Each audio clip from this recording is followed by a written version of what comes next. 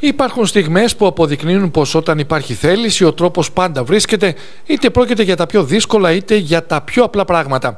Και συχνά εκεί που όλοι δείχνουν να προσπερνούν, αρκεί η έμπνευση ενός ανθρώπου, η κινητοποίηση μιας ιδέας και η πράξη κάποιου που πιστεύει πραγματικά στην αξία της προσφοράς.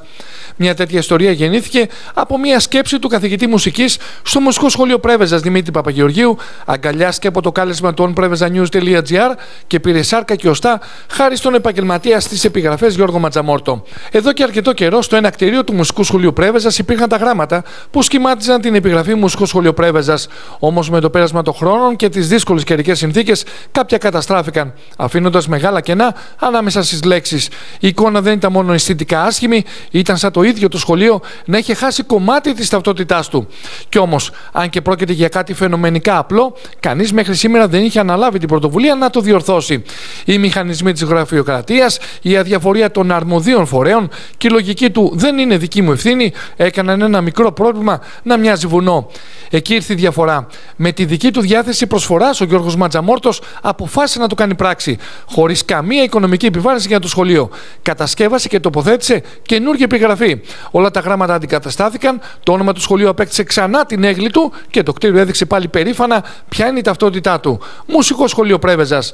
Το γεγονός αυτό μπορεί να μοιάζει μικρό μπροστά στις καθημερινές ανάγκες κοινωνίας, όμως έχει ένα βαθύτατο συμβολισμό.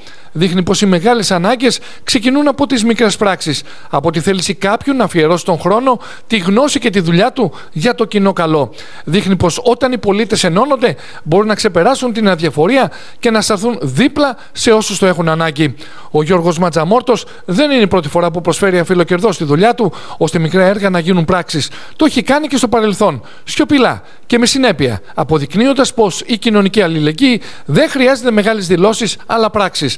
Από την πλευρά μας, στον onprevezanews.gr, δεσμευόμαστε να συνεχίσουμε να στεκόμαστε δίπλα σε κάθε σχολική μονάδα και σε κάθε συμπολίτη μας που το έχει ανάγκη. Γιατί το να στηρίζεις τα παιδιά, την παιδεία και τους ανθρώπους γύρω σου είναι το πιο σημαντικό έργο που μπορεί να αφήσει κανείς πίσω του. Στον κόσμο μας, όπου η διαφορία πολλές φορές βαραίνει περισσότερο από τα ίδια τα προβλήματα, τέτοιες πράξεις μας θυμίζουν πως κανείς δεν είναι μόνος και κυρίως πως η θέληση μπορεί να μετατρέψει κάτι και πιο απλό σε κάτι πολύτιμο.